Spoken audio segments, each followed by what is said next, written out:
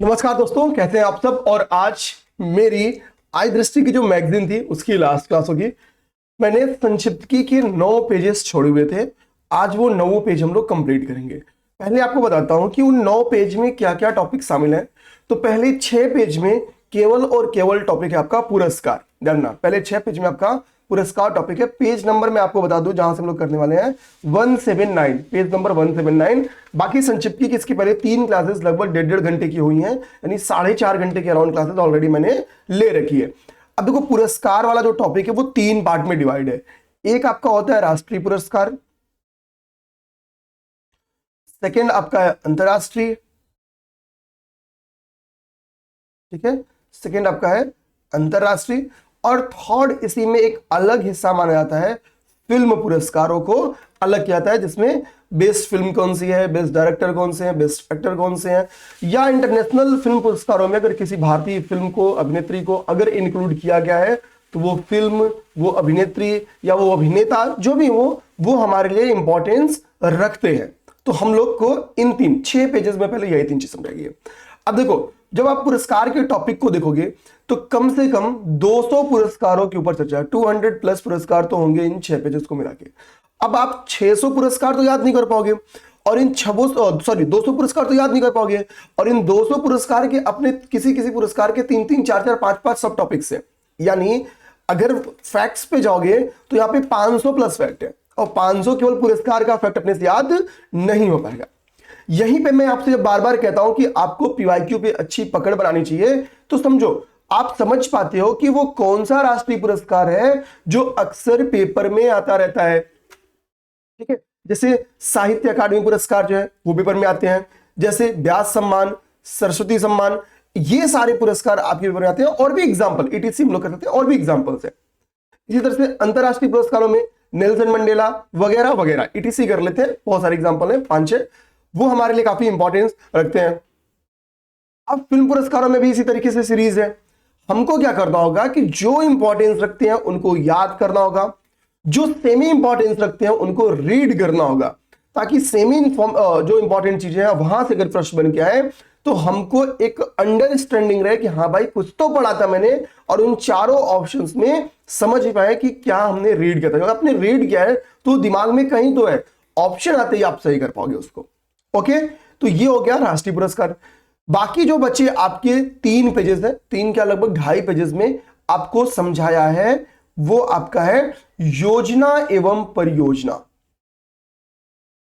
योजना एवं परियोजना। अब देखो, इस योजना एवं परियोजना में क्या है,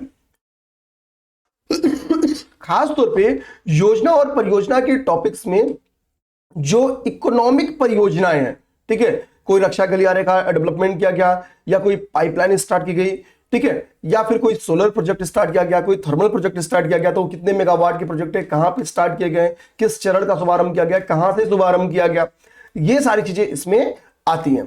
कभी कभी कुछ पहले से चल रही योजनाओं का विस्तार किया जाता है, जैसे शहरी आवास योजना, ग्रामीण आवास योजना।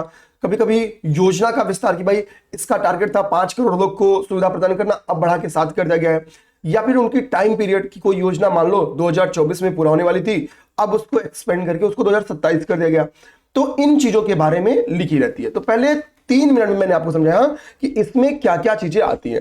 अब तो कहोगे आप कि सर इंपॉर्टेंस क्या बता दो, तो देखो इंपॉर्टेंस आपको बताता हूं। एक क्वेश्चन नॉर्मली आपके राष्ट्रीय से आते हैं, एक क्वेश्चन नॉर्मली आपके अंतरराष्ट्रीय से आते हैं, एक क्वेश्चन नॉर्मली आपका फिल्म से आता है, और मिनिमम एक क्वेश्चन आपका इस टॉपिक से आता है।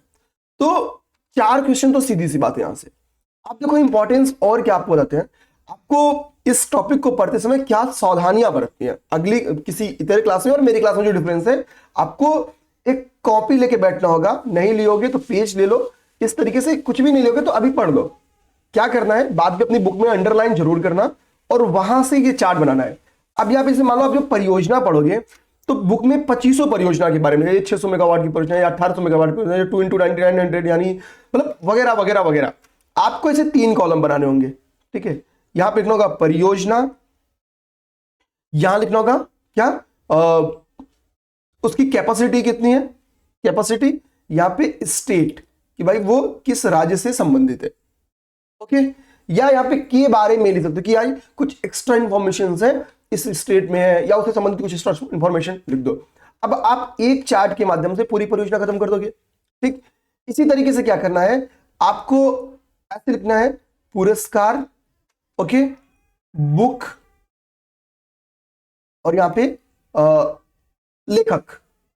कई सारे पुरस्कार महत्वपूर्ण जो उपन्यास है उनके लेखकों को दिया जाता है, तो ऊपर जो पुरस्कार है ना, कितनी बार डायरेक्ट पुरस्कार ना पूछ के उनके लेखक पूछेगा कि भाई यादें यादें यादें किसके द्वारा लिखी गई, मेरी कहानियां किसके द्वारा लिखी गई। ठीक है, अब पुरस्कार ना देके उनके द्वारा लिखे गए जो लिटरेचर्स हैं वो क्वेश्चंस बना के देगा। तो इसी के लिए पुरस्कार वाले सेक्शन से कभी कभी क्या होता है +1 क्वेश्चन हो जाता है, क्योंकि यहां से लिटरेचर्स के भी क्वेश्चन आ जाते हैं। तो यानी इस टॉपिक की इंपॉर्टेंस ये है कि मिनिमम 5 क्वेश्चंस यहां से आ सकते हैं, 4 से 5 क्वेश्चंस। अब आप समझ गए ये टॉपिक करना क्यों जरूरी है। तो सारी बातें समझ में आ गई। अब हम लोग विषय में प्रवेश करते हैं। विषय में प्रवेश करने के पहले देखो, एक जूम करके देखोगे ना तो मैंने एक चीज देखिए, सब्सक्राइब कर लो चैनल भाई। ठीक है, ये मैं बोलना भूल जाता हूं और आप लोग सब्सक्राइब करना भूल जाते हो, तो दोनों भूलेंगे तो काम नहीं चलेगा। एक ही भूले, मैं भूल जाऊं, आप सब याद रखो, तो सब्सक्राइब जरूर कर लीजिए। अभी एग्जाम तक जो इंपॉर्टेंट चीजें हैं वो कंप्लीट कराएंगे। मेरा पूरा प्रयास है क्या, करा ही दूंगा। अपडेटेड करंट अफेयर भी करा दूंगा, निश्चिंत रहना आप सबको। ओके, ये काम। अच्छा, एक यहां पे एक अच्छी बात और आप सबको बता दूं, जैसे आपसे मैंने वादा किया था कि 500 एमसीक्यू करंट अफेयर का मैं लाने वाला हूं। ठीक है, तो 500 करंट अफेयर मैंने तैयार कर लिए। अराउंड 300 करंट अफेयर आपके ग्रुप में चले गए। ऐसा नहीं कि मैं कोई पुराना मेरा करंट अफेयर है जो मैं सेल कर रहा हूं। हम लोग अभी मैगजीन से तुरंत क्वेश्चंस बनाते हैं, 3 से 4 दिन लग रहे हैं क्वेश्चन बना के, फिर वो पीडीएफ प्रूफ रीडिंग के बाद आपके पास चली जाती है। तो 500 एमसीक्यू, और इसमें देखिए बस हमारा जो एक लागत कास्ट है, बस हम वो कोशिश करें कि निकल जाए तो हमारे लिए ज्यादा बेहतर है, कि एक स्टार्टअप होने की वजह से ना थोड़ा एक इकोनॉमिक चैलेंज रहता है। तो बस हमने केवल 99 रुपीज इसकी फीस रखी है 5 पीडीएफ के माध्यम से। इतना ही नहीं, प्लस इसमें हम लोग 2 करंट अफेयर का आपको प्रैक्टिस सेट जो जनवरी टू जुलाई के करंट अफेयर को कवर करेगी वो भी इसमें प्रोवाइड कर रहे हैं। अराउंड 300 इसमें क्वेश्चंस हैं। ये क्वेश्चंस हमने मंथली मैगजीन के थ्रू, जब आपको याद होगा 6 मंथली हमने क्लासेस ली थी तो वहां कराया था, तो उसको हमने यहाँ पे शामिल किया हुआ है। प्लस जिन दोस्तों को सीसेट में दिक्कत आ रही है, सीसेट की भी केवल 99 रुपीज में क्लास, 15 क्लास में सीसेट आप इजिली कंप्लीट कर लोगे बहुत बढ़िया तरीके से, और क्रैक हो जाएगा सीसेट, कोई दिक्कत नहीं आएगी। तो आप इसको कर सकते हो, इसकी भी फीस केवल 99 है। टेस्ट सीरीज हमारी चल रही है, मतलब उसको हमने एक प्रैक्टिस सेट के रूप में प्रोवाइड करा रहे हैं, एक साथ ग्रुप में आपको प्रोवाइड करा दे रहे हैं आप लोग, ताकि ज्यादा से ज्यादा प्रैक्टिस सेट सॉल्व करें। क्योंकि पढ़ोगे कितना भी, लंबे समय से प्रीलिम्स की तैयारी करते आ रहे हैं, अब सब लोग पढ़ते पढ़ते बहुत बोर हो चुके हो, तो टेस्ट लगाओगे, प्रैक्टिस सेट लगाओगे तो दिमाग काम करेगा, और दिमाग काम करना लास्ट में बड़ा जरूरी है। तो इन सब चीजों के लिए भैया आप, ये नंबर है इस पे व्हाट्सएप कर लेना, क्योंकि मैसेज कॉल की संख्या ज्यादा पाती है तो थोड़ा सा डिले कॉल पिक हो पाता है। आप इस पे मैसेज करोगे 7800043424, तो आपको रिप्लाई मिल जाएगा। जय हिंद। अब स्टार्ट करते हैं अपने टॉपिक को। देखिए, ठीक है, सबसे पहले हम लोग क्या करते हैं, जो इंपॉर्टेंट चीजें वो स्टार्ट करते हैं। तो पहला हमारा टॉपिक है राष्ट्रीय विज्ञान पुरस्कार 2024। इंपॉर्टेंट क्यों है, क्योंकि पहली बार हमने ये पुरस्कार दिया, ये इसका पहला संस्करण है और 4 श्रेणियों में पुरस्कार दिया जाता है। तो पेपर में पहला क्वेश्चन क्या बन जाएगा, राष्ट्रीय विज्ञान पुरस्कार 2024 के संदर्भ में निम्नलिखित कथनों पर विचार करिए। स्टेटमेंट नंबर 1, यह प्रथम संस्करण है। स्टेटमेंट नंबर 2, इसको 4 श्रेणियों में प्रोवाइड किया गया। स्टेटमेंट नंबर 3, अब पहला और चौथी श्रेणी इंपॉर्टेंट है, क्योंकि बाकी में बहुत सारे लोग शामिल हैं, पहली चौथी श्रेणी में केवल 1 लोग शामिल है। अब देखो, इसमें जो पहली श्रेणी है उसका नाम है विज्ञान रत्न पुरस्कार, जैसे भारत रत्न तो विज्ञान के रत्न। दूसरा विज्ञान श्री पुरस्कार, पद्मश्री के टाइप से, ठीक है। तीसरा है विज्ञान युवा शांति स्वरूप भटनागर पुरस्कार, और चौथा आपका है वो है विज्ञान टीम पुरस्कार, जो टीम वर्क है उसके लिए, ठीक है। तो विज्ञान टीम पुरस्कार, तो विज्ञान रत्न पुरस्कार या हम लोग कह सकते हैं पहला विज्ञान रत्न पुरस्कार किसे प्रोवाइड किया गया, तो वो IISc यानी भारतीय विज्ञान संस्थान बेंगलुरु, हम देखेंगे अक्सर टॉप लिस्ट पे होती है भारत के संस्थानों में, जो भी हम लोग संस्थानों में, ठीक है, उसमें टॉप लिस्ट पे होती है। तो वो है, उसके एक प्रोफेसर है गोविंद राजन पद्मनाभम, इनको दिया गया है। ये इंपॉर्टेंट है, काफी इंपॉर्टेंट है, ये दिमाग में रखना है। इसके अलावा जो टीम पुरस्कार है वो दिया गया है आपके चंद्रयान 3 की टीम को। चंद्रयान 3 की टीम को इसके अलावा 2 इंटरनेशनल पुरस्कार भी मिले हैं, अभी आगे हम लोग पढ़ेंगे। तो चंद्रयान टीम 3 की टीम को एक नेशनल और 2 इंटरनेशनल पुरस्कार मिले हुए हैं। अब बाकी जो बचे 2 हैं वो आप देख लें, उनका नाम को याद करना जरूरी नहीं है। ओके, अब हमारे पास तीसरा मैंने केवल लिखा, दूसरा पॉइंट मैंने केवल लिखा, आप लोग रीड कर लो। राष्ट्रीय भू विज्ञान पुरस्कार, ये प्रोफेसर हैं धीराज मोहन बनर्जी जिनको दिया गया। ठीक है, यह भारतीय राष्ट्रीय विज्ञान अकादमी के क्या है, हम लोग कह सकते हैं कि एक वैज्ञानिक है, प्रोफेसर है, जो भी कह लें, तो ये हमको केवल रीड कर लेना है। ओके ओके, अब हम लोग इसके अलावा आते हैं नेक्स्ट। नेक्स्ट हमारा बड़ा इंपॉर्टेंट है, ग्लोबल फिनटेक अवार्ड। ये इंपॉर्टेंट है, मुंबई में इसको प्रदान किया गया ग्लोबल फिनटेक अवार्ड। तो पहला उसके उसके चार टॉपिक मतलब हम लोग कह सकते हैं कैटेगरीज हैं। उसमें पहली कैटेगरी है fintech startup of the year. तो आप देखोगे ऐसे स्टार्टअप्स पे गवर्नमेंट काफी फोकस कर रही है, तो ध्यान देना fintech startup of the year का जो पुरस्कार गया है वो पे लोकल को गया है। ठीक है, ध्यान देना पेग्लोकल या पेग्लोकल, ठीक है, को दिया गया है। अब इसके बाद से person of the year, fintech person of the year किसको दिया गया है, तो फोन पे के सीईओ हैं समीर निगम जी को दिया गया है क्या, कि fintech person of the year का अवार्ड। अब इसके बाद से पर्सन ऑफ द ग्लोबल भी है। ठीक है, तो मेलिसा को दिया गया है। ठीक है, मेलिसा को कहां की सीईओ है, स्क्रीन पे दिख रहा है, तो रीड करना बस, ये सब चीज आपको याद ये दो करना होगा। ठीक है, तो एम्फोसिस वेंचर्स की सीईओ है मेलिसा फ्रैंकमैन, इनको दिया गया है ठीक है fintech person of the global का। हमारे लिए जो पहला दो है वो बहुत ज्यादा इंपॉर्टेंट है, इसको हमको बस रीड कर लेना। बाकी महिला वाले को भी दिया गया है। ठीक है, आप बस चाहो तो रीड करो, शालिनी वारियार को दिया गया जो कि फेडरल बैंक की सीईओ है या कार्यकारी निदेशक ईडी है। हम लोग आते हैं नेक्स्ट साहित्य अकादमी। भाई ये वेरी इंपॉर्टेंट है, इंपॉर्टेंट क्यों लिखा हूं, ये वेरी इंपॉर्टेंट है। अब देखो साहित्य अकादमी पुरस्कार बहुत ध्यान से आप सब सुनना, और ये काफी इंपॉर्टेंट है। ठीक है, तो 2024 का जो साहित्य अकादमी, अब यहीं से मैं कह रहा हूं आपको साहित्य उसके लेखक का कॉलम बनाना है। अब साहित्य अकादमी ये क्या है, यहां पे देखो बाल पुरस्कार है, यहां युवा पुरस्कार है, और अभी पेज नंबर 181 पे है, आपको दिखाता हूं साहित्य अकादमी पुरस्कार। ठीक है, तो बाल पुरस्कार, बाल साहित्य पुरस्कार किसको दिया गया है, जानना है, इसमें लिखा है 51 बाल कहानियां। तो बाल पुरस्कार की जो हिंदी में दिया गया है उसमें नाम में ही है बाल वर्ड, बच्चे, तो ये बाल पुरस्कार है। और 51 बाल कहानियां, 51 तो लिखा नहीं है, क्या लिखा है 51। 51 वर्ड हिंदी का है या इंग्लिश का है, तो हिंदी का है, तो यानी इसको मिला है हिंदी का। देखो कई जगह स्मार्ट तरीका अपना के आप लोग चीजों को कंप्लीट कर सकते हो बजाय याद करने के। द ब्लू हॉर्स, यहाँ पे नीला घोड़ा तो लिखा नहीं है। ठीक है, ठीक, तो the blue horse, blue horse मतलब नेम ही बता रहा है, ये इंग्लिश है। आपको कैसे डार्क हॉर्स, ठीक है, काहे, ठीक, खैर वो कहानी अलग है। अब इधर आते हैं, तो इंग्लिश और हिंदी की कौन सी, ये लिटरेचर पता करना आसान है, लिखने वाला का नाम याद करना होगा। तो 51 बाल कहानियां लिखने वाले शख्स का नाम है क्या, तो वह है देवेंद्र कुमार। 51 बाल कहानियां लिखने वाले शख्स के नाम है देवेंद्र कुमार। और नंदिनी, नंदिनी ने लिखा है द ब्लू हॉर्स। नंदिनी की बुक का नाम है द ब्लू हॉर्स, पूरा नाम है the blue horse and other amazing animals from Indian history. अब हम लोग बाल देख लिए, अब हम युवाओं की देखने की बारी है। तो युवाओं का हिंदी, हिंदी वाला नाम देखो, हिंदी में है स्मृतियों के बीच घिरी है पृथ्वी। जब आप युवा होते तो बचपन से लेके आगे युवा अवस्था तक बहुत सारी स्मृतियां रहती हैं। ठीक है, कुछ भूलना अच्छा होता है, ठीक है, कुछ याद रखना अच्छा होता है। तो स्मृतियों के बीच घिरी हुई पृथ्वी या घिरी है पृथ्वी, यह बुक है गौरव पांडे की। ठीक है, ये युवा पुरस्कार मिला है इस बुक को। तो हिंदी में इजली बाल वाला, तो उसमें 51 बाल वर्ड है, इजी है तैयार करना। अब यहाँ पे एक वर्ड है होमलेस, और एक ऊपर हमने क्या बोला द ब्लू हॉर्स। ठीक है, बच्चों को थोड़ा सा घोड़े वोड़े बहुत, ब्लू हॉर्स दिख जाए तो बहुत अट्रैक्टिव लगेगा, मतलब उनका दिमाग में रहेगा भाई कि हमको देखना है, लड़ने लगेंगे। लेकिन होमलेस कौन होगा, तो छोटे बच्चे घर में रहते हैं। ठीक है, होमलेस युवा होंगे। ठीक, तो तरीका तैयार करने का कि जो इंग्लिश वाला है वो होमलेस है युवा का। ठीक है, और जो आपका ब्लू हॉर्स है वो बच्चों वाला है, बाल वाला है। तो homeless, growing up lesbian and dyslexic in India, ये है बुक आपकी वैशाली की।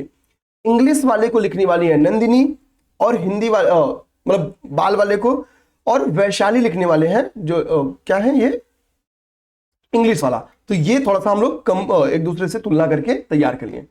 इसके बाद हमारा सरस्वती सम्मान है। अच्छा, हम एक ही साथ साहित्य अकादमी खत्म कर लेते हैं। पेज 181 पे मेरे भाई आप जाओ, ये 179 है, नेक्स्ट 180 है, 181 पे। तो 181 पे जाओगे तो यहां पे एक साहित्य अकादमी पुरस्कार और लिखा हुआ है 23 वाला। ठीक है, तो साहित्य अकादमी पुरस्कार 23 वाला जो है, इसकी हिंदी, इंग्लिश, उर्दू और संस्कृत वाला आपको देखना होगा। अब इसमें हिंदी और इंग्लिश वाला ज्यादा इंपॉर्टेंट होता है, ठीक है, ध्यान देना, हिंदी और इंग्लिश वाला। अब हिंदी वाला कौन सी रचना है, मुझे पहचानो, हिंदी की साहित्य अकादमी हिंदी में जो अवार्ड मिला है वो मुझे पहचानो, इसके लेखक है संजीव जी, तो संजीव जी को मिला है। अंग्रेजी वाले का क्या है, ठीक है, रेक्विएम इन रागा जानकी, ये उपन्यास है, ठीक है, अंग्रेजी की। संस्कृत का क्या है, सुनिए मेघनागम, ये कविता है, संग्रह है, तो ये संस्कृत की है। और उर्दू का है राजदेव की उमराई, ये लिटरेचर है, उपन्यास है उर्दू का। अब समझो मेरी बात, मुझे पहचानो, ठीक है, वो एक गाना भी ना, अरे दीवानो मुझे पहचानो, तो संजीव जी का ये है, ठीक है। तो ये हिंदी में आपको एक ये तो कंफर्म याद करना है, ठीक है। गौर से देखो, नीलम शरण गौर की है, रेक्विएम इन रागा जानकी। संस्कृत का मिश्रा जी का है, सुनिए मेघनागम। तो आजकल संस्कृत का हम लोग कहें कि एवरेज कितना है पढ़ने वाले लोगों का, तो लगभग शून्य, डिक्लाइन कर ही रहा है, लगातार वो डिक्लाइन नहीं कर रहा है। और हिंदी भी डिक्लाइन नहीं कर रही है, ठीक है, हालांकि हम सब है तो हिंदी कभी डिक्लाइन नहीं करेगी, ठीक है। तो संस्कृत शून्य मेघनागम, ये एक तरीके हैं दिमाग में चीजों को बैठाने का, ठीक है। और बच्चे आपके सादिका नवाब शहर उर्दू के हैं, राजदेव की उमराई इनकी उर्दू में लिखी गई एक उपन्यास है। तो हमने क्या किया, सारा जो साहित्य अकादमी था उसको एक साथ करने की कोशिश की। अब हम लोग अगला ये वेरी वेरी इंपॉर्टेंट है, मतलब कई चक्कर वेरी लगा दो, कोई दिक्कत नहीं होने वाली है। तो पहला तो इसका संस्करण भी हमारे लिए इंपॉर्टेंट है, 33वां संस्करण है कि हमारे लिए संस्करण भी इंपॉर्टेंट है। अब इसके लिखने वाले, ध्यान देना, के बिरला फाउंडेशन द्वारा ये अवार्ड, सरस्वती सम्मान के बिरला फाउंडेशन द्वारा दिया जाता है। आप बताओ व्यास सम्मान किसके द्वारा दिया जाता है। अब देखो, एक ये सम्मान दिया गया जिन पर्सनालिटी को, उनका नाम है प्रभा वर्मा। आप लोग हिस्ट्री पढ़ते हो तो प्रभा मंडल टर्म आता है, ठीक है, प्रभा मंडल बौद्ध, खासतौर पे बौद्धिज्म पढ़ोगे तो प्रभा मंडल वाला कॉन्सेप्ट आता है, ठीक है। तो नाम में क्या है, इनकी एक कृति है, एक लिटरेचर है, एक उसका नाम है रौद्र सात्विकम, ठीक है, रौद्र सात्विकम, ये लिटरेचर है प्रभा वर्मा का। तो प्रभा जो वर्ड है ना, वो थोड़ा सा हम लोग कह सकते हैं कि एंशिएंट वर्ड है, और सात्विक वर्ड भी क्या है, बड़ा एंशिएंट या हिस्टोरिक वर्ड है, ठीक है। रौद्र वर्ड भी अपने आप में है, तो रौद्र सात्विकम इनकी बुक्स है। अब इसके से अभी इस चार्ट को हम लोग करेंगे, पहले हम लोग यहां पे आते हैं, 58 ज्ञानपीठ पुरस्कार करते हैं, ठीक है, चार्ट छोड़ेंगे नहीं, वो भी करेंगे जो इंपॉर्टेंट है। ज्ञानपीठ पुरस्कार 58वां ज्ञानपीठ पुरस्कार 2 पर्सनालिटी को दिया गया, ठीक है। एक पर्सनालिटी आपके हैं जगत गुरु रामभद्राचार्य जी। अभी जगत गुरु रामभद्राचार्य जी का एक वीडियो वायरल हुआ है, आप सब जरूर जानते होंगे, ठीक है। सेकंड, गीतकार गुलजार जी के द्वारा को दिया गया है। एक लोग को संस्कृत के क्षेत्र में दिया गया है, दूसरे लोग को उर्दू के। ध्यान देना, आपको बताना है, अगर पेपर में मान लो कि मैं एक स्टेटमेंट दूं कि जगत गुरु रामभद्राचार्य संस्कृत में या संस्कृत के क्षेत्र में ज्ञानपीठ पुरस्कार प्राप्त करने वाले दूसरे पर्सनालिटी हैं, और गीतकार गुलजार जी उर्दू के क्षेत्र में ज्ञानपीठ पुरस्कार प्राप्त करने वाले 5वें पर्सनालिटी हैं। तो आप इन दोनों स्टेटमेंट को सही मानोगे, गलत मानोगे, या जो मन में आए वो मानोगे, कमेंट करके बताना है। ये बात मतलब इंपॉर्टेंट है, इंपॉर्टेंट है, मतलब इंपॉर्टेंट है। अब आते हैं हम लोग हमारे लिए, अब ये यूपी स्पेशल से रिलेटेड है, तो इसको आप लोग रीड कर लेना। उत्तर प्रदेश संस्कृत संस्थानम पुरस्कार, विश्व भारती पुरस्कार इसमें सबसे इंपॉर्टेंट होता है, जो कि बिहारी जी को दिया गया, बिहारी द्विवेदी कह लो। ये 5,01,000 रुपए इसमें प्रोवाइड किया जाता है, तो इसका रुपया भी इंपॉर्टेंट है। बहुत पहले इसमें किसी एग्जाम में ये आया था, ठीक है, यूपी में ही शायद आया, बहुत पहले लेकिन आया हुआ है इस टाइप के क्वेश्चन, ठीक है। तो 5,01,000 रुपए इसमें प्रोवाइड किए जाते हैं, ये हम लोग दिमाग रखेंगे, विश्व भारती पुरस्कार। बाकी नारद, व्यास और वाल्मीकि जी का आपको रीड करना चाहो तो रीड कर लो। नेक्स्ट हमारा है पद्म पुरस्कार। पद्म पुरस्कारों की 3 सीरीज होती है, पद्म विभूषण, पद्म भूषण और पद्मश्री। पद्म विभूषण दिया गया है 5 पर्सनालिटी को, ठीक है। इसके बाद से इसमें सबसे बड़ा पद्म विभूषण ही होता है। फिर 17 पर्सनालिटी को आपको दिया गया है पद्म भूषण, और पद्मश्री दिया गया 1110 110 पर्सनालिटी को, ओके। तो एक क्वेश्चन आ सकता है कि वर्ष 2024 में पद्म पुरस्कार कुल कितने लोगों को दिया गया, जनवरी माह में जो पद्म पुरस्कार है कुल कितने पर्सनालिटी को दिया पद्म पुरस्कार टर्म पर, तो तीनों को ऐड कर दो, ठीक है। तो 7 5 12, 2 हाथ में लगा 1, 132 लोग को दिया गया, ओके। तो टोटल कितने लोग को दिया गया? 132 लोग को जनवरी 2025 में इसकी घोषणा की गई। ओके, ये एक आपको टर्म्स जो कि बुक में नहीं लिखा था, ये करना जरूरी है, ऐसे क्वेश्चन आए हुए हैं PYQs में।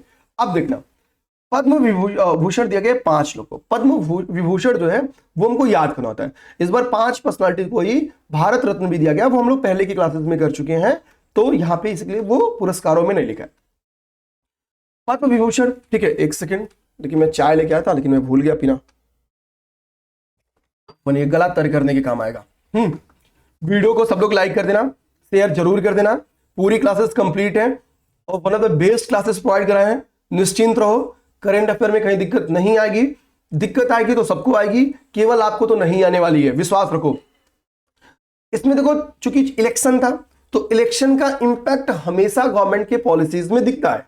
ओके, जैसे तमिलनाडु में इलेक्शन, आंध्रा में आप देखो 2 पर्सनालिटी आंध्रा के हैं और 1 पर्सनालिटी बिहार के। ठीक है, तो 2 पर्सनालिटी आंध्रा कौन है? आपके चिरंजीवी जी हैं, जो कि हमको पता है कि बहुत बड़े एक्टर है। ठीक है, वेंकैया नायडू लोक मामलों में दिया गया आंध्र प्रदेश, तो ये 2 पर्सनालिटी आपके हो गए आंध्र प्रदेश के। सामाजिक कार्य के क्षेत्र में विंध्येश्वर पाठक जी को दिया गया। बिहार के एक पर्सनालिटी, उनका नाम बताओ जिन्हें भारत रत्न इस बार दिया गया। ठीक है, तो ये हो गए 3 लोग जो कि हमारे लिए इंपॉर्टेंट है। अब बाकी बचते जो 2 लोग जो इंपॉर्टेंट है वो है वैजयंती माला बाली जी, इनको भी कला के क्षेत्र में दिया गया, और आपके सुब्रमण्यम जी, पद्म सुब्रमण्यम जी, इनको भी आर्ट के क्षेत्र में दिया गया। तो पद्म सुब्रमण्यम जी, वैजयंती माला, ठीक है, इसके वजह से चिरंजीवी जी और वेंकैया नायडू, विंध्येश्वर पाठक जी, ये 5 पर्सनालिटीज का नाम आपको उनके क्षेत्रवार, मतलब हम लोग कह सकते हैं क्षेत्रवार इनडायरेक्टली स्टेट के अनुसार याद करना होगा। तो 2 आंध्रा, 2 लोग तमिलनाडु, 1 अपने बिहार से। ओके, अब हमारे पास अगला हमारा टॉपिक है प्रधानमंत्री राष्ट्रीय बाल पुरस्कार 2024। देखो, टोटल बाल पुरस्कार कितने लोग को दिया गया? तो 19%, कुल 19 लोगों को बाल पुरस्कार दिया गया। इसमें 2 यूपी के हैं, जो बिहार होंगे। इसमें ढूंढना क्या कोई बिहार का है, जैसे मोहम्मद हुसैन बिहार के हैं तो बीपीएससी में आ जाएगा मोहम्मद हुसैन के बारे में क्वेश्चन। ओके, इसमें 2 पर्सनालिटी यूपी के हैं। एक इसमें से गोरखपुर की है अनुष्का पाठक, जिनको आर्ट एंड कल्चर के सेक्टर में दिया गया, और दूसरे आपके हैं आदित्य यादव, जिनको खेल के क्षेत्र में दिया गया। ये हमको लगता है पैरा खिलाड़ी है। आदित्य यादव, जहां तक मैं समझ पा रहा हूं ये पैरा खिलाड़ी हैं। ठीक है, तो आदित्य यादव और अनुष्का पाठक, इन 2 पर्सनालिटी को क्या है, बाल पुरस्कार, प्रधानमंत्री राष्ट्रीय बाल पुरस्कार से सम्मानित किया गया। ठीक है, अब देखो, वैसे तो हम लोग को बहुत सारी चीजें सब पढ़ने तो ज्यादा बेटर है, तो यहां पे आप केवल रीड करना है। रविंद्रनाथ टैगोर साहित्य पुरस्कार, ठीक है, किसे दिया गया, उनकी पुस्तक क्या है, इसको रीड करना रहेगा। तो सुकृता पाल कुमार को दिया गया सॉल्ट एंड पेपर। ठीक है, ये इनकी कृति है, सॉल्ट एंड पेपर, ये इनकी कृति है सुकृता पाल कुमार की, ये हमने रीड करेंगे केवल। अब हमारा है अगला व्यास सम्मान। ऊपर हमने आपसे पूछा था कि सरस्वती सम्मान वाला हमने पढ़ा, तब मैंने आपसे व्यास सम्मान के बारे में पूछा था। तो ये भी के बिरला फाउंडेशन द्वारा जाता है। पुष्पा भारती को दिया गया। आप मुझे यही बताओ, सरस्वती सम्मान किस बुक्स के लिखने पे दिया गया? व्यास सम्मान तो आपको दिख रहा होगा, यादें यादें और ढेर सारी यादें, पुष्पा भारती की बुक है। ठीक है, पुष्पा भारती की बुक है, ये लेखिका है यादें यादें ये यादें। ठीक है, ढेर सारी यादें, साहित्य अकादमी हमने देख लिया। ओके, अब हाँ, इसमें देखो, अब आपको दिखाता हूं मैं जो शांति स्वरूप भटनागर पुरस्कार। देखो, शांति स्वरूप भटनागर पुरस्कार भी नोबेल प्राइज, हम लोग कह सकते हैं कि इसको अगर हम लोग भारत का नोबेल प्राइज बोले तो कोई गलत बात नहीं होगी। अब इस चीज समझो, ये भी कई कैटेगरीज में, आप देखो जैव विज्ञान, ठीक है, बायोलॉजिकल साइंस में, केमिकल साइंस में, ठीक है, फिजिक्स में, मैथमेटिक्स में, बहुत सारे एरियाज में, इंजीनियरिंग के क्षेत्र में जाता है। अब ये सब याद कर पाना आपके लिए टफ है, तो मैं जितना आप याद कर पाओ उतना, जैसे जैव विज्ञान वाले आपके लिए इंपॉर्टेंट है, याद करना भी आसान है, तो हम इसको कर सकते हैं याद, इसलिए मैं याद कर रहा हूं, तो मैं स्किप कर देता इसको। जैव विज्ञान, ध्यान देना नाम में क्या, जिस पर्सनालिटी था उनके नाम में डॉक्टर अश्विनी कुमार। अगर मुझे थोड़ी सी महाभारत की मेमोरी अच्छी है तो नकुल सहदेव में से कोई एक या शायद दोनों लोग अश्विनी कुमार के मतलब अश्विनी पुत्र माने जाते हैं। ठीक है, देवी पुत्र माने जाते हैं, मुझे जो भी कह रहे हैं। अश्विनी का संबंध मतलब हेल्थ सेक्टर से, स्वास्थ्य से संबंधित है।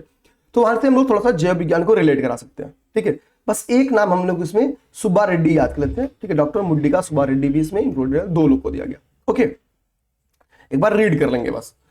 अब हमारे पास मैथमेटिक्स वाला ध्यान देंगे, सबसे लास्ट में लिखा है मैथमेटिक्स जिसको, तो मैथमेटिक्स में 2 लोग होते हैं, एक जिन्हें मैथमेटिक्स से बहुत प्यार है, एक जो मैथमेटिक्स पे खड़े, मतलब मैं बोलूं कि आपको इंटरमीडिएट पे मैथमेटिक्स लेनी है या जिसने लिया हो आप में से, तो अगर आप मैथमेटिक्स पे खड़े नहीं उतर रहे, आपने लगा फर्स्ट ईयर में ही कि भैया 10th में ही मेरे से घिसते पिटते मैं पास हुआ हूं, मैं 12th में तो नहीं संभाल पाऊंगा, तो मैं खरा नहीं उतर रहा हूं, तो अपूर्वा खरे समझ चुके हैं कि पहले ही पूर्व ये समझ चुके हैं कि मैं मैथमेटिक्स में खरा नहीं हूं। ठीक है, तो गणित भी इसमें सेकंड पर्सनालिटी जो है उनका भी नाम थोड़ा सा आया है। दूसरा, इंटरमीडिएट में एडमिशन मैथमेटिक्स में कौन लेगा? जो मैथमेटिक्स का कायल है, बहुत प्रेम करता है मैथमेटिक्स से, हाई स्कूल में भी बहुत अच्छा स्कोर किया, तो उसको लगे भाई कि अपने लोग 12th में बढ़िया कर लेंगे और जरूरत पड़े तो आईटी वगैरह भी क्रैक कर लेंगे। तो नीरज कायल, कायल दिमाग में रखना, डॉक्टर नीरज कायल, कायल वर्ड है उसमें। फिजिक्स वाली पर्सनालिटी में जो जिनको मिला है उनके नाम में है दास वर्ड। ठीक है, हम लोग कहते हैं ना फिजिक्स में क्या है, दास। फिजिक्स दासता से मुक्त करती है, हालांकि ठीक है कोई नहीं। इसमें एक पर्सनालिटी के नाम में केवल दास है और एक पर्सनालिटी के नाम में दास गुप्ता है। ठीक है, तो वासुदेव दास गुप्ता और अनिंद्या दास, ये 2 पर्सनालिटी है। ओके, ये काफी इंपॉर्टेंट लास्ट वाला, चूंकि गोरखपुर से संबंधित है, गांधी शांति पुरस्कार गीता प्रेस गोरखपुर को मिला था 2021 का। ठीक, ये याद रखना काफी इंपॉर्टेंट है क्योंकि इसको प्रोवाइड किया गया जून 2023 में। अब हम लोग जो चार्ट वाला पार्ट छोड़े हैं उसको हम लोग बहुत ध्यान से करते हैं, उसको ध्यान से करेंगे। उसमें पर्यावरण संरक्षण के लिए ध्यान देना है, डॉक्टर एमएस स्वामीनाथन पुरस्कार, इनको भी भारत रत्न दिया गया। ठीक है, भारत के हरित क्रांति के जनक कहे जाते हैं इनको। ये जो पुरस्कार ये दिया गया अनंत दर्शन शंकर को, जैसे शंकर जी का दर्शन करना अनंत दुर्लभ है, उसी तरीके से चूंकि अब स्वामीनाथन जी की डेथ हो चुकी है जहां तक हाँ क्लियर हो गए, तो समझना कि फिर अब हम लोग को ना स्वामीनाथन जी के दर्शन होने हैं। ठीक है, तो उसी से अनंत दर्शन से आप समझना। ठीक है, थोड़ा टफ है दर्शन, तो अनंत दर्शन शंकर याद हो जाएंगे। अब हम लोग याद करेंगे नेक्स्ट संतो काबा मानवतावादी पुरस्कार। ठीक है, ये केवल रीड करेंगे क्योंकि 3 सालों का पुरस्कार एक साथ प्रोवाइड किया गया है, कोविड की वजह से ये आपको फ्लैक्चुएशन देखने को मिल रहा है। तो 20 के जो है वो बांग, अब मुझे नहीं पता है कि अभय बांग और रानी बांग में क्या संबंध है। ठीक है, मतलब हाँ जो आप समझ रहे हो मैं भी पहले समझा, लेकिन पता नहीं भाई, अब मैं गूगल भी नहीं किया। तो समझना कि बांग 2 याद करके कैसे याद करो, बांग जो बागी 2 आया था ना, तो बांग 2 अभय बांग और रानी बांग। ठीक, साइरस पूनावाला 2021 में इनको दिया गया मानवतावादी पुरस्कार, और शिव नाडर को 22 का दिया गया मानवतावादी पुरस्कार। ओके, तिलक जी के नाम पे पुरस्कार और हमारे लिए इंपॉर्टेंट ना हो, वो भी सुधा मूर्ति जी को मिला हो, ऐसा हो ही सकता है। तो लोकमान्य तिलक राष्ट्रीय पुरस्कार दिया गया किसे, तो वो सुधा मूर्ति। आप लोग पीवाईक्यू पढ़ रहोगे तो चलो तिलक जी के बारे में 4 फैक्ट कमेंट करो, 4 फैक्ट, एक फैक्ट नहीं। ठीक है, जैसे क्या तिलक जी कभी, आप कुछ भी ऐसे, मैं 2-3 एग्जांपल दे रहा हूं, आप इससे हटके भी कुछ कमेंट कर सकते हो। जैसे क्या तिलक जी कभी कांग्रेस के अध्यक्ष बने, तिलक जी की डेथ कब हुई, तिलक कोष के ऊपर चर्चा कर लिख सकते हो। ठीक है, तिलक जी की बुक्स के बारे में लिख सकते हो। ओके, फिर होम रूल लीग के बारे में कुछ लिख सकते हो आप लोग। तो ऐसे ऐसे कुछ लिखो, 3-4 फैक्ट्स लिखो जो पीवाईक्यू में आए हुए हो उसकी तरह नहीं। ओके, ये इतना काम लिखो। तिलक जी को कंधा देने वाला जो कॉन्सेप्ट है किसने दिया था वो आप कमेंट करो। तो ऐसे 3 से 4 फैक्ट आपको कमेंट करना होगा। चलिए आपका परीक्षा लेते चलते हैं।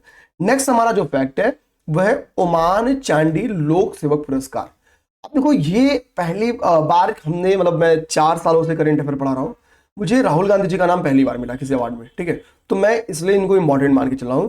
तो पहला ओमन चांडी लोक सेवक पुरस्कार मिला है राहुल गांधी जी को, तो हम याद करेंगे इस बार इनका बेस्ट स्कोर था और अच्छा स्कोर था। ठीक है, अब हम लोग देखते हैं।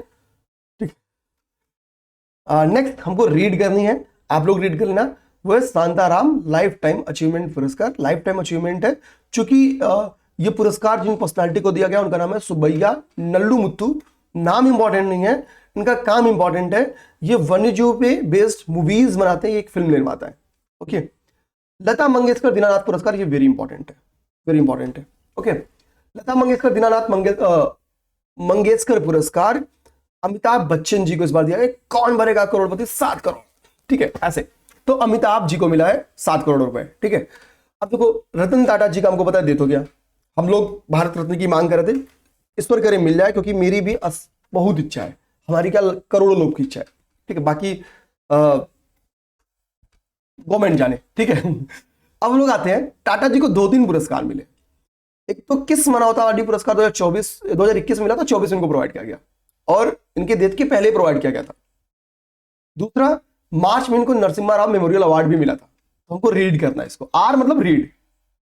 आ जाओ, पहला उत्तर प्रदेश गौरव सम्मान 2023-24, ये हमारे लिए क्या है? वेरी इंपॉर्टेंट है, इसको हम लोग याद करना है। देखो 2 पर्सनालिटी को दिया गया, डॉक्टर रितु करिधल श्रीवास्तव और नवीन तिवारी। श्रीवास्तव और तिवारी जी को दिया गया, डॉक्टर रितु करिधल श्रीवास्तव और नवीन तिवारी को प्रदान किया गया पहला उत्तर प्रदेश गौरव सम्मान पुरस्कार। ये वेरी इंपॉर्टेंट है, आ सकता है। सुभाष चंद्र बोस आपदा प्रबंधन पुरस्कार, हमने अपने टेस्ट सीरीज वगैरह में इसको इंक्लूड किया है। सस्टी parachute field hospital Uttar Pradesh को दिया गया। इसी तरीके से जानना भीष्म क्यूब के बारे में आ सकता है, आगरा में इसका क्या किया गया? उद्घाटन किया गया। अभी हमने भीष्म क्यूब को किसी देश को या क्या प्रोवाइड किया है, उसको दिया है, पहली बार किसी कंट्री को भीष्म क्यूब दे रहे हैं। ऑप्शंस में आपको फिलिस्तीन दे देता हूं, यूक्रेन दे देता हूं, रशिया दे देता हूं और ईरान दे देता हूं। आप बताओ किसको भारत ने प्रोवाइड कराया? इंदिरा गांधी शांति निःशस्त्रीकरण एवं विकास पुरस्कार, ये किसको दिया गया? इसको रीड कर लो। तो अर्जेंटीना के एक पियानो वादक हैं, ठीक है, नाम उनका डेनियल बरेनबोइम और फिलिस्तीन शांति कार्यकर्ता हैं अली अबू अव्वाद, इनको दिया गया। सॉरी, एक पियानो बजे तो एकदम मन शांत हो जाता है। ठीक है, मतलब जब पियानो तबला बजे तो फिर युद्ध का मतलब उत्सव में मन बसता है, खुशी में। ठीक है, शांति में। पियानो वादक डेनियल बेरेनबोइम को, और एक शांति कार्यकर्ता है अली अबू अव्वाद, ये फिलिस्तीन के और पियानो वादक अर्जेंटीना के हैं। ओके, रीड करना इनको। वायलर पुरस्कार, इनको मैं अक्सर वायरल पढ़ देता हूं। ठीक है, तो हर साल मेरा यही हाल है। तो वायलर पुरस्कार किसको दिया गया? मलयालम लेखक है, उपन्यास है जीविथम ओरू पेडुलम, श्री कुमार थम्पी की उपन्यास है, इनको दिया गया। सरला पुरस्कार भीमा प्रस्ती को दिया गया, जिनकी जो उपन्यास है वो जम्बू लोका। ये केवल रीड करना है, इसको रीड करना है, 1-2 बार रीड कर लोगे, दिमाग में आए ना आए, लेकिन बाकी चीजें जो मैं बार बार याद कर रहा हूं वो याद रहना चाहिए। वो पेपर में आए ना आए, आपको याद रहना चाहिए। वो यूपी में नहीं आएगा तो आरओ में आएगा, दोनों में तो नहीं कह सकते, लेकिन आएगा। ठीक है, हाँ, विश्वास के साथ याद करो, ये आएगा। तो इस तरीके से हमने राष्ट्रीय पुरस्कार तैयार कर लेंगे। अब इतना तैयार करने में अंतर्राष्ट्रीय पुरस्कार में समय नहीं लगेगा। ठीक, अपना वाला पुरस्कार थोड़ा ज्यादा था, तो हमने लगभग 30-35 पुरस्कार याद करने के लिए हमने बोला, 15-20 पुरस्कारों को मैंने रीड करने के लिए बोला। आपका रेमन मैग्सेस पुरस्कार, देखो रेमन मैग्सेस पुरस्कार किसी भारतीय को नहीं दिया गया, तो इसलिए वैसे तो ये बहुत इंपॉर्टेंट नहीं है, लेकिन हमारा एक पड़ोसी देश है भूटान, भूटान की एक पर्सनालिटी को दिया गया। 4 लोग को दिया गया है, नाम पहले हम लोग क्लियर देख लेते हैं। हो सकता हो कि इनको मैग्सेस पुरस्कार दिया गया उनके देश, संबंधित देश करके कॉलम बना के देते, निम्नलिखित में से कौन सा सुमेलित नहीं है, या कूट में देते। तो फ्रुन्सो कर्मा भूटान के, गुयेन थी नंगोक फुआंग, ठीक है, वियतनाम के। वियतनाम के भी हाल ही में एक पर्सनालिटी राष्ट्रपति बने, उनका नाम में भी वियत वर्ड है, VIT वियत वर्ड है। ठीक है, तो फुआंग जो है वो वियतनाम के हैं। फरहान फरवीजा इंडोनेशिया के हैं। थाईलैंड के ये रूरल डॉक्टर्स मूवमेंट थाईलैंड, ये मुझे लगता है कि रूरल डॉक्टर्स मूवमेंट का संबंध कहां से है, तो Thailand, rural doctors movement Thailand, और मियाजाकी हयाओ जापान। तो 4 पर्सनालिटी, और ये तो मुझे सीधा सीधा एक संगठन लग रहा है। तो 4 पर्सनालिटी, एक संगठन थाईलैंड का है, रूरल डॉक्टर्स मूवमेंट को प्रदान किया गया। ये वेरी इंपॉर्टेंट है। 66 अभी हम लोग ऊपर 33 देखते हैं, और ये 66 ऐड करोगे क्या जाएगा, तो सरस्वती सम्मान और व्यास सम्मान दोनों ऐड करोगे तो आपका जाएगा रेमन मैग्सेस पुरस्कार का संस्करण। ओके, धन्यवाद। ठीक है, अब हमारा है नेशनल बुकर प्राइज। भैया national booker prize, international booker prize, ये बहुत इंपॉर्टेंट है, इसको याद करो पेपर में। जैसे नोबेल प्राइज इंपॉर्टेंट है, ठीक है, बुकर प्राइज हमारे लिए ध्यान देना। बुकर प्राइज किसे दिया गया? तो एक जर्मन लेखिका, उनका नाम है जेनी एरपेनबेक। जेनी एरपेनबेक, इन्होंने एक बुक लिखी थी और माइकल हॉफमैन ने उसको ट्रांसलेट किया था। एक उपन्यास है कायरोस, तो कायरोस को दिया गया है।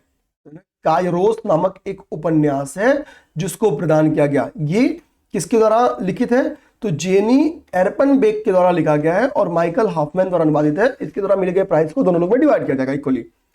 कायरोस इस पुरस्कार को जीतने वाली जर्मन से अनुवादित पहली पुस्तक बनी। ओरिजिनल ये जर्मन में थी, बाद में इसको ट्रांसलेट किया गया और जर्मन से ट्रांसलेटेड पहली ऐसी बुक है आपका कायरोस, जिसको बुकर प्राइज दिया गया। नेक्स्ट हमारा है पुलित्जर पुरस्कार, जो कि पत्रकारिता के क्षेत्र का सर्वश्रेष्ठ पुरस्कार है। पेटी में यही क्वेश्चन बन गया सकता है कि इसका पुलित्जर पुरस्कार का संबंध है पत्रकारिता, पर्यावरण, ठीक है, ऐसे 4 कैटेगरीज दे देगा। तो लोक सेवा के क्षेत्र में इसकी सारी कैटेगरी आप लोग पढ़ना। सबसे इंपॉर्टेंट इसका लोक सेवा क्षेत्र होता है, जिसमें दिया गया है प्रोपब्लिका को, ठीक है, प्रोपब्लिका को, ओके। बाकी आप लोग रीड कर लेना, ठीक है। बाकी देखो सब में न्यूयॉर्क है, इधर न्यूयॉर्कर की तरह। बुकर प्राइज हमारे लिए इंपॉर्टेंट है, बहुत अच्छा इंपॉर्टेंट है। बुकर प्राइज ध्यान देना है, ये दिया गया है पॉल लिंच को। जो मैंने कॉलम आपको बनाया था ना मेरे भाई बताने के लिए, वो कॉलम में इंटरनेशनल एक सब हेडिंग डालना बीच में और इसी को आपको लिख देना रहेगा। तो लेखक है पॉल लिंच, इनको प्रदान किया गया। इनका उपन्यास है प्रॉफिट सॉन्ग के लिए प्रदान किया गया, ओके। तो ये प्रदान किया गया प्रॉफिट सॉन्ग के लिए। तो हमारा हो गया बुकर पुरस्कार, ये हमारे लिए इंपॉर्टेंट है, याद हो गया। चैंपियंस ऑफ द अर्थ, ये पेपर में हर बार क्वेश्चन बन के आता है। हर बार मतलब अल्टरनेट या 2-3 सालों में तो आता ही है कि champions of the earth award निम्नलिखित में से किसके द्वारा दिया जाता है? तो यूएनईपी के द्वारा, यूनाइटेड नेशन इन्वायरमेंट प्रोग्राम के द्वारा इसको प्रदान किया जाता है। अब इसको जिन लोगों को एक बार रीड करो, किसको इसको प्रदान किया गया? जोसफिना बेलमोंटे फिलीपींस के हैं, एक एलन मैकआर्थर फाउंडेशन है यूके का, ब्लू सर्किल है चाइना का, जोस मैनुअल मोलर है चीन का, council for the scientific and industrial research है दक्षिण अफ्रीका का। बस रीड, आपको याद करना है champions of the earth award UNEP का, और कुछ नहीं। आप इसी तरीके से हम लोग इस चार्ट में जाएंगे। चार्ट में हमको बताया विश्व खाद्य दिवस आपको कब मनाया था मेरे भाई, आप लोग कमेंट करके बताओ, ठीक है। विश्व खाद्य पुरस्कार काफी इंपॉर्टेंट है, पेपर में क्वेश्चन बन के आता भी है। तो अब खाद्य, जैसे खाद्य का क्या मतलब हो गया? भोजन, ठीक है, भोजन। तो आपको खाना खाना है, भोजन के लिए क्या है? हम चाहेंगे कि भोजन पैकेज्ड हो, अगर बाहर से बना रहा है पैकिंग उसकी बहुत अच्छी हो, कैरी बैग वगैरह में बढ़िया से उसको सजाया जाए। दूसरा वो क्या हो? वो हॉट हो, गर्म हो, वो एल्यूमिनियम फॉइल लपेट देंगे तो गर्म रहता है। हमारी यही इच्छा थी ना, इसी इच्छा के साथ पुरस्कार दिया गया है। जेफरी हॉटिन को दिया गया, हॉट वर्ड मौजूद है, हॉटिन को। दूसरी पर्सनालिटी का नाम है कैरी फाउलर, तो इसमें कैरी बैग, कैरी वर्ड है, ठीक है। तो ये हमारा तैयार हो गया। पहली मिस एआई 2020, भाई अब एआई का भी स्टार्ट हो गया, तो पहली मिस एआई 2024 स्टार्ट हुआ। फैन्यूब ने इस प्रोग्राम को या इस प्रतियोगिता को आयोजित किया। इसमें जीतने वाली जो है वो है मोरक्को की केंजा लाइली, ठीक है, लाडली नहीं, केंजा लाइली। और भारत का है जारा सतावरी, जो शतक में नहीं दशम में एंट्री की, यानी टॉप 10 में एंट्री कर गई थी, जीतने में नाकामयाब रहे, जारा सतावरी। Golden saint masters award only read, हमको पता है कि आप लोग न्यूज़पेपर पढ़ते होंगे तो सुदर्शन पटनायक जी की फोटो जरूर देखोगे। विराट ने 50-100 सेंचुरी जिस दिन मारेंगे ना, तो सुदर्शन पटनायक जी रेत पे उनकी फोटो बहुत गजब की बनाएंगे, 100 सेंचुरी का सचिन जी के साथ इसे बनाते। तो सुदर्शन पटनायक जी कलाकारी के लिए बड़ा बेहतरीन है, जाने जाते भाई, मतलब रेत पे जीवंतता को उत्कीर्ण सकते हैं ये। तो हो गए हमारे गोल्डन सैंडमैन अवार्ड पाए हैं सुदर्शन पटनायक जी, ठीक है। इसको रीड कर लें। पेन प्रिंटर प्राइज अरुंधति राय को मिला, बहुत अच्छी लेखिका है, बहुत बड़ी लेखिका है। ये पुरस्कार पाने वाली, पेन प्रिंटर प्राइज पाने वाली पहली महिला बन गई है। पहली महिला नहीं, पहली भारतीय महिला बन गई है। तो चूंकि पहली भारतीय है इसलिए क्या है अपने लिए वेरी इंपॉर्टेंट है। अगला हमारे लिए जानना, मैंने आपको बोला था कि अभी एक अवार्ड दिया गया चंद्रयान 3 टीम को, मैंने बोला 2 इंटरनेशनल अवार्ड भी मिले। जो 2 इंटरनेशनल अवार्ड चंद्रयान-3 टीम को मिले हैं उसमें एक है आपका IAF वर्ल्ड स्पेस अवार्ड 2024, ठीक। इसके बाद से जॉन एल जैक स्विगर्ड जूनियर पुरस्कार 2024, ये दोनों मिला है चंद्रयान-3 को। जॉन एल जैक स्विगर्ड जूनियर पुरस्कार और IAF world space award Chandrayaan-3 को मिला हुआ है। अब देखो, इंटरनेशनल अवार्ड में हमारे किसी भारतीय इंस्टीट्यूशंस को अगर अवार्ड मिलते हैं तो भी हमारे लिए इंपॉर्टेंट होते हैं, क्योंकि ऊपर के जो प्राइजेस मैंने आपको पढ़ाया वो बहुत इंपॉर्टेंट है, तो ये सेकेंड लिस्ट में आते हैं। तो इनको रीड करना, मैंने इसको केवल आप मतलब इनको तैयार करना जरूरी है, हम ये कह लें। तो risk manager of the year, RBI क्या करता है, रिस्क मैनेजिंग का काम करता है, ठीक है। तो risk manager of the year का पुरस्कार RBI को मिला है। स्वास्थ्य संवर्धन के लिए नेल्सन मंडेला पुरस्कार निम्हांस को मिला है, जो कि बेंगलुरु का है, निम्हांस को मिला है। अब आगे रीड करिए, United nation military gender advocate of the year award, भारतीय महिला है जो कि शांति रक्षक है, मेजर राधिका सेन को, यूनाइटेड नेशन वर्ड है इसलिए इंपॉर्टेंट है, United Nations military gender advocate award of the year जीती है राधिका सेन, ठीक है। अभी नंदिनी सेन गुप्ता हमने पढ़ा, क्यों पढ़े, तो वो बाल साहित्य लिखी है, इंग्लिश का कि हिंदी का, आप लोग कमेंट करो और बताओ आंसर, ठीक, और उस बुक का भी नाम बताओ बाल साहित्य के।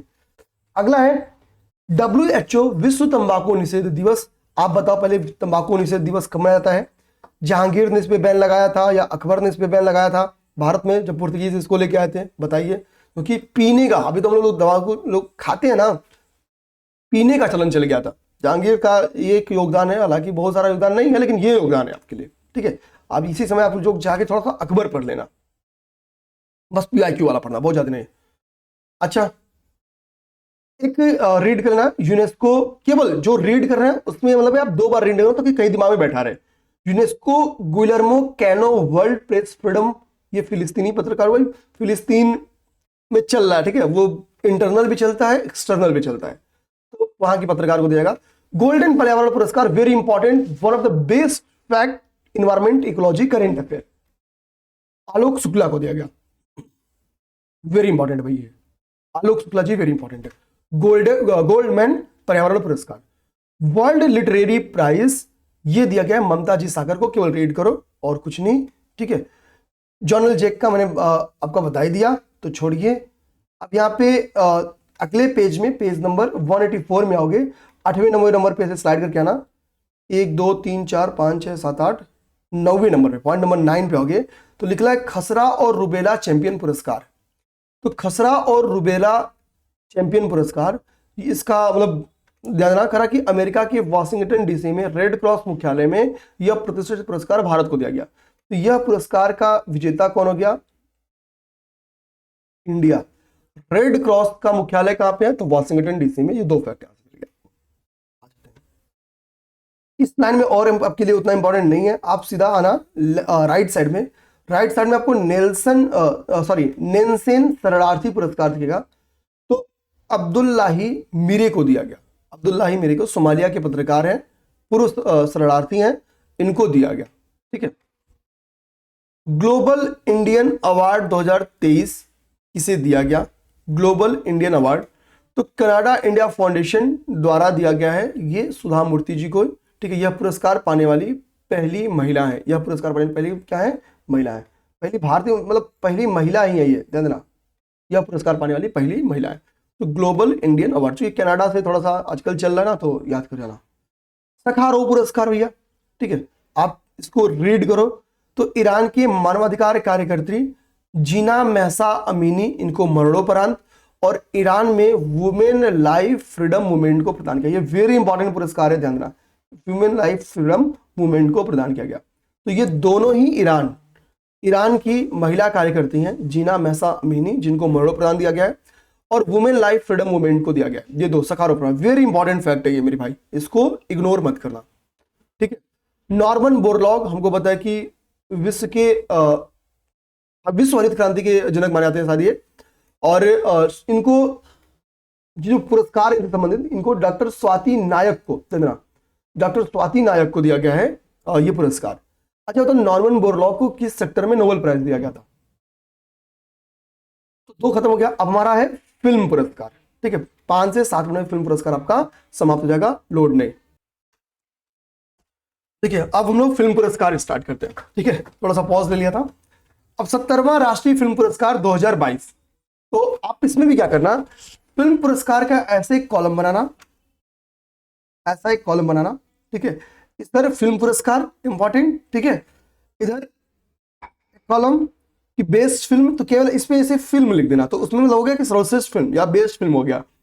यहाँ पे एक्टर, यहाँ पे नॉर्मली डायरेक्टर, जिसमें डायरेक्टर याद करेंगे उसमें डायरेक्टर लिख लेंगे, नहीं याद करेंगे तो छोड़ देंगे, या के बारे में यहाँ पे लिख देना, तो एक दो फैक्ट्स उसके बारे में जो होगा देख लेंगे, क्योंकि सब में एक्टर डायरेक्टर इंपॉर्टेंट नहीं होते हैं। अब आओ पहले हम लोग राष्ट्रीय फिल्म अवार्ड्स देखेंगे। तो देखो भैया, राष्ट्रीय फिल्म पुरस्कार में बेस्ट फीचर फिल्म दिया गया है, वो एक मलयालम फिल्म है, नाम है आट्टम, जिसका निर्देशन आनंद एकादशी के द्वारा किया गया था। आट्टम, तो इसमें आट्टम आपको याद करना होगा, जो कि एक मलयाली फिल्म है, एक मलयालम फिल्म है। सर्वश्रेष्ठ अभिनेता का फिल्म जो है कांतारा, आपने देखा होगा, कांतारा 2 अब आ रही है। ठीक है, मतलब वो कांतारा डांस आपने देखा होगा। ठीक है, मतलब स्टोरी इतनी अपनी हम लोग कह सकते हैं कि सक्षम है, तो ये अब मूवीज से पता चलती है भाई। ठीक, तो कांतारा आपने देखिए, अभी नहीं, प्री के बाद देखिएगा। ठीक है, नहीं देखिए तो वेरी इंपॉर्टेंट। ऋषभ शेट्टी ने गजब की परफॉर्मेंस की भाई, मैंने तो ये मूवी देखी पिक्चर हॉल में, वो भी। ठीक है, तो सर्वश्रेष्ठ अभिनेता इनको मिला। अब हम लोग देखेंगे सेकंड जो हमारे लिए इंपॉर्टेंट है, वो अंतर्राष्ट्रीय फिल्म महोत्सव पुरस्कार, 18वां अंतर्राष्ट्रीय मुंबई अंतर्राष्ट्रीय फिल्म महोत्सव पुरस्कार। इसमें द गोल्डन क्रॉन्च पुरस्कार किसे दिया गया? तो दिया गया ये द गोल्डन थ्रेड को दिया गया, जो कि निष्ठा जैन के द्वारा निर्देशित है। गोल्डन क्रॉन्च पुरस्कार, द गोल्डन क्रॉन्च पुरस्कार, द गोल्डन थ्रेड एक फिल्म है, उसे दिया गया, जो कि निष्ठा जैन के द्वारा निर्देशित है। अब आते हैं, इसमें आपका लास्ट वाला जो पॉइंट है ये भी इंपॉर्टेंट है। सर्वश्रेष्ठ भारतीय डॉक्यूमेंट्री फिल्म पुरस्कार किसे दिया गया? तो आकाश गंगा, आकाश गंगा को। कान से फिल्म महोत्सव जाओ, 77 कान से फिल्म महोत्सव। इसमें भैया ये अब तक में सबसे ये वेरी वेरी इंपॉर्टेंट है, मतलब बहुत ज्यादा इंपॉर्टेंट। कांस फिल्म महोत्सव का आयोजन हुआ फ्रांस में। अब तक जितना पढ़ोगे ना अभी फिल्म में, सब में इंपॉर्टेंट यही है सबसे ज्यादा, फ्रांस में इसका आयोजन हुआ। याद रखना मेरी बात कि इसमें पाम डी ओर पुरस्कार के लिए नामित हुई थी, जो नामित होने वाली फिल्मों में, भारतीय फिल्मों में बहुत लंबे अरसे बाद कोई फिल्म नामित हुई, तो उसका नाम था कोई भारतीय फिल्म, तो पायल कपाड़िया की all we imagine as light, इसमें लिखा नहीं है, मैं बता रहा हूं, all we imagine as light नामित हुई थी। लेकिन पाम डी ओर पुरस्कार जीती कौन? तो अनोरा ने। ये टॉप प्राइज है कांस फिल्म महोत्सव का, अनोरा ने। और ग्रैंड प्रिक्स पुरस्कार जो सेकंड है वो जीती है all we imagine as light. Very important, very important, very important. ये 5 क्या, इसको 10 स्टार इंपॉर्टेंट कर लो, इतनी इंपॉर्टेंट है भैया, ये बहुत इंपॉर्टेंट, कन्वर्ट होगा ये पेपर में क्वेश्चन 100%। ओके, तो पायल कपाड़िया भाई वो पहली महिला है, अच्छी बात है। इसमें जो लास्ट के फैक्ट्स है ना मेरे भाई, वो भी आपके इंपॉर्टेंट। बाकी आप पढ़ना चाहो तो पढ़ो, नहीं पढ़ना चाहो नहीं पढ़ो, नहीं आएगा पेपर में, वादा करते हैं आ जाएगा, तो वादा टूटेगा तो टूटेगा, देखा जाएगा। ठीक है, अब आते हैं, कह रहा है कि सर्वश्रेष्ठ अभिनेत्रियां जिनको दिया गया अवार्ड, उसी में एक सीरीज जब नीचे आप पढ़ते आते हो, मतलब जब इसका डिटेल एनालिसिस करोगे, पहले मंथली मैगजीन्स में आता है, इसमें कोलकाता की रहने वाली एक अभिनेत्री है जिनका नाम है अनुसुईया सेनगुप्ता। इन्होंने अर्नेस्ट रिगार्ड श्रेणी में, जानना सॉरी अनसर्टेन रिगार्ड श्रेणी में, ठीक है, अनरेस्ट बोला हूं, अनसर्टेन रिगार्ड श्रेणी में सर्वश्रेष्ठ अभिनेत्री का पुरस्कार प्राप्त है, वो है कौन? अनुसुईया सेनगुप्ता, अनुसुईया सेनगुप्ता। ओके, यह पुरस्कार क्यों इंपॉर्टेंट है? क्योंकि भाई पहली अभिनेत्री हैं जिन्होंने इस कैटेगरी में सर्वश्रेष्ठ अभिनेत्री का अवार्ड पाया है। उन्हें किस फिल्म में पार्टिसिपेट किया था? तो द सेमलेस नामक मूवी में इन्होंने पार्टिसिपेट किया था, ये अभिनेत्री थी द सेमलेस मूवी में। तो ये भी पेपर में क्वेश्चन बन के आ सकता है। ऑस्कर में आप पहला 3 याद करो। सर्वश्रेष्ठ ओपेनहाइमर ने बहुत सारे अवार्ड, सर्वाधिक सफल फिल्म अगर पूछे ऑस्कर की तो ओपेनहाइमर थी। ठीक है, तो ओपेनहाइमर ने सर्वश्रेष्ठ फिल्म थी। इसके निर्देशक कौन थे ओपेनहाइमर के? तो क्रिस्टोफर नोलन थे। इसके अभिनेता कौन थे जिसको सर्वश्रेष्ठ अभिनेता का अवार्ड मिला? तो किलियन मर्फी। ठीक है, तो ओपेनहाइमर, क्रिस्टोफर नोलन और किलियन मर्फी। ठीक है, ये याद करना है। ठीक, अब हम लोग आएंगे नेक्स्ट आएंगे, स्क्रीन छोड़ो। ग्रैमी अवार्ड आप अपने रिक्स पे जाओ तो याद कर लो। ठीक है, कितना याद करोगे? ग्रैमी अवार्ड का एक हिसाब के लिए बहुत इंपॉर्टेंट है। ओके, ग्रैमी अवार्ड का नीचे ध्यान देना कि इसमें से कई सारी कैटेगरीज है, तो उसी में ध्यान देना कि सर्वश्रेष्ठ वैश्विक म्यूजिक एल्बम का जो अवार्ड जीता है ना, वो भारतीय टीम ने जीता है। सर्वश्रेष्ठ वैश्विक म्यूजिक एल्बम का अवार्ड जिस म्यूजिक ग्रुप ने जीता है उसका नाम है शक्ति। भारत शक्ति नामक एक प्रैक्टिस करता है, एक युद्धाभ्यास करता है। आप बताओ किसके साथ? यूएई, श्रीलंका, फ्रांस या यूएसए? 4 ऑप्शन है आपके, बताओ। तो शक्ति बैंड ने जीता है। शक्ति बैंड ने दिस मूवमेंट के लिए ये अवार्ड जीता है। इस बैंड में जाकिर हुसैन साहब शामिल थे जो कि प्रसिद्ध तबला वादक हैं, हम सब जानते हैं। इनके अलावा जॉन मैक्लॉगलिन, शंकर महादेवन, ठीक है, गणेश राजगोपालन जी। तो दो नाम करे घर में, गणेश भी और गणेश, तो 2 गणेश शामिल थे इसमें। अच्छा, इतना ही नहीं, एक और इंपॉर्टेंट उपलब्धि यहां पे, इसी में जाकिर हुसैन ने राकेश चौरसिया और 2 अन्य के साथ मिलकर, ये दोनों इंडियन नाम है, जाकिर हुसैन और राकेश चौरसिया। ठीक है, इन्होंने पश्तो के लिए सर्वश्रेष्ठ वैश्विक म्यूजिक परफॉर्मेंस श्रेणी में ग्रैमी अवार्ड जीता है। किस श्रेणी में? तो सर्वश्रेष्ठ वैश्विक म्यूजिक परफॉर्मेंस श्रेणी में। इसमें जो 2 अदर पर्सनालिटीज थे उनका नाम है बेला फ्लेक और एडगल मेयर। तो फ्लेक और मेयर ये शामिल थे इनके साथ। तो ये 2, एक तो शक्ति बैंड को मिला है दिस मूवमेंट के लिए, ठीक है, और एक सर्वश्रेष्ठ वैश्विक म्यूजियम परफॉर्मेंस अवार्ड पश्तो के लिए मिला है, पश्तो। तो यहाँ पे शक्ति बैंड और पश्तो हमारे लिए इंपॉर्टेंट है। 51वां international Emmy award New York city में इसको आयोजित किया गया, यूएसए में। ओके, इसमें इंपॉर्टेंट हमारे लिए क्या है? सर्वश्रेष्ठ ड्रामा सीरीज कौन सी इसमें? The impress. ठीक है, तो इंटरनेशनल एमी अवार्ड ने सबसे ज्यादा इंप्रेस किया, किस बात के लिए इंप्रेस किया? तो सर्वश्रेष्ठ ड्रामा सीरीज मिला है इम्प्रेस को, द इम्प्रेस को। और भारतीयों को क्यों इंप्रेस किया? क्योंकि एकता कपूर जी का नाम आपने सुना है, इन्हें इंटरनेशनल एमी डायरेक्टरेट पुरस्कार से नवाजा गया और पहली भारतीय निर्माता है, जो महिला नहीं, पहली भारतीय निर्माता ही है एकता कपूर जिन्हें यह पुरस्कार मिला है। तो हमारे लिए बेहद इंपॉर्टेंस रखती है। ओके, कुछ छूट रहा है बीच में? कुछ नहीं छूट रहा है। अब एक चार्ट है, चार्ट में लिखा है महत्वपूर्ण फिल्म पुरस्कार। ध्यान देना, चार्ट में ये देखो महत्वपूर्ण फिल्म पुरस्कार लिखा है। अब इस महत्वपूर्ण फिल्म पुरस्कार में करना क्या है? जो महत्वपूर्ण वो याद करना है, लास्ट 2 आपको याद करना होगा। Dada Saheb Phalke international film festival और 69 फिल्म फेयर अवार्ड। तो भैया इसमें सर्वश्रेष्ठ अभिनेता कौन है? तो शाहरुख खान, इनकी मूवी आई थी एक जवान मूवी, तो जवान को इसमें सर्वश्रेष्ठ फिल्म दिया गया है। सर्वश्रेष्ठ फिल्म का अवार्ड किसको दिया गया है? जवान को दिया गया है। और एक्टर का अवार्ड किसको दिया गया? तो शाहरुख खान को। तो ये तो गया दादा साहब में। 69th फिल्म फेयर में रणबीर कपूर को, हालांकि रणबीर कपूर की फिल्म नहीं है 12th फेयर, इसके हीरो कौन थे आप नाम बताना चाहो तो बता दो, उनको भले नहीं दिया गया। ठीक है, विदु विनोद चोपड़ा इसके डायरेक्टर है 12th फेल के। ओके, और संदीप वांगा जी तो जवान के कंफर्म हुए, नहीं भी होंगे तो कोई बात नहीं है। विदु विनोद चोपड़ा 12th फेल के हैं, ये इंपॉर्टेंट है।